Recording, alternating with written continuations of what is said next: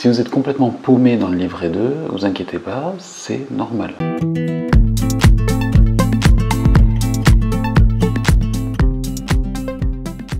Bonjour, je m'appelle Mathieu, je suis éducateur spécialisé. Si c'est la première fois que vous venez, je vous invite à vous abonner et à activer la cloche et laisser un petit j'aime, ça m'aidera beaucoup. Dans cette vidéo, on va parler du livret 2 et comment le remplir au niveau du 4.2, au niveau des 4 situations.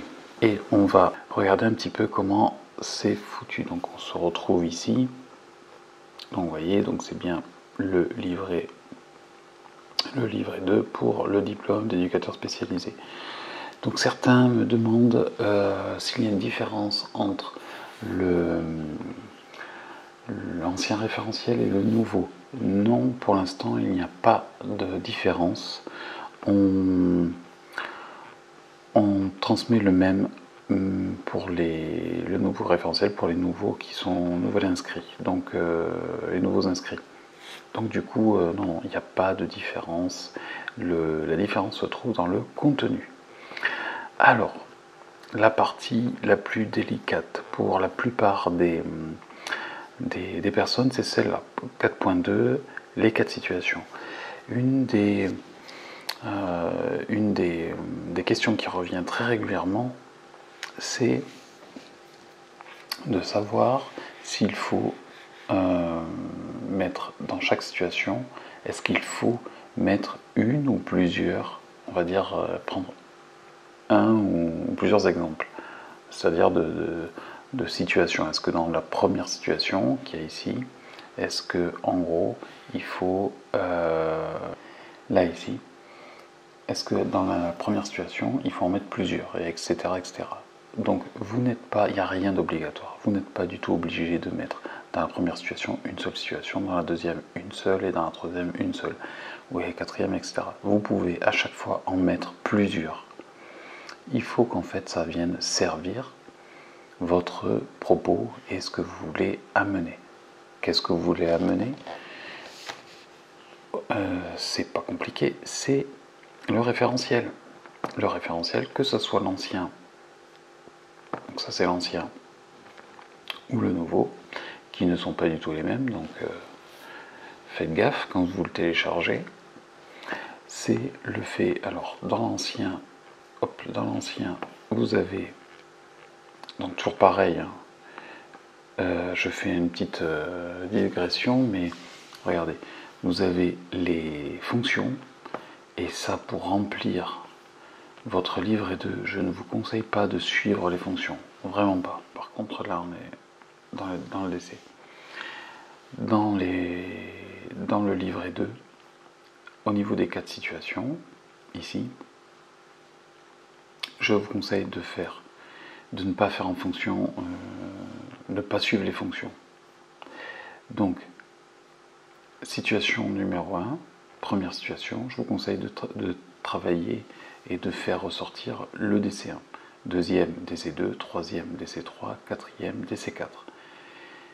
Au niveau des référentiels, donc dans l'ancien, pour encore les derniers qui doivent le passer, vous devez vous référer à ça. Donc là, vous avez un résumé des DC. Voilà, les 4. Ici, mais ce n'est pas suffisant. Vous devez aller chercher les indicateurs de compétences. Donc vous avez 4 tableaux. Donc pour le DC1, vous devez faire ressortir dans votre livret 2, et donc le conseil que je vous donne, c'est dans la première situation, il faut que vous trouviez une ou plusieurs situations rencontrées, en gros des situations cliniques, d'accord, qui vont reprendre, qui vont reprendre tous ces indicateurs de compétences. Et vous devez faire ça pour chaque DC. Donc, vous comprenez bien que suivant la situation rencontrée, suivant la situation, l'observation clinique presque que vous allez utiliser, elle ne va pas forcément cocher toutes les cases. Et donc, vous aurez peut-être besoin d'une autre situation pour venir compléter un petit peu les indicateurs que vous n'avez pas, on va dire, utilisé ou sollicité, vous n'avez pas pu mettre en lumière dans la première situation. Voilà. Et c'est pour ça qu'en fait on choisit une ou plusieurs situations. Ça ne sert à rien d'en rajouter si c'est pour dire exactement la même chose. Si c'est pour dire donner certains indicateurs de compétences qu'on n'avait pas pu donner dans l'autre situation, alors il faut en prendre une autre. Donc voilà, ça c'est le DC2. Donc après, ça c'est l'ancien référentiel.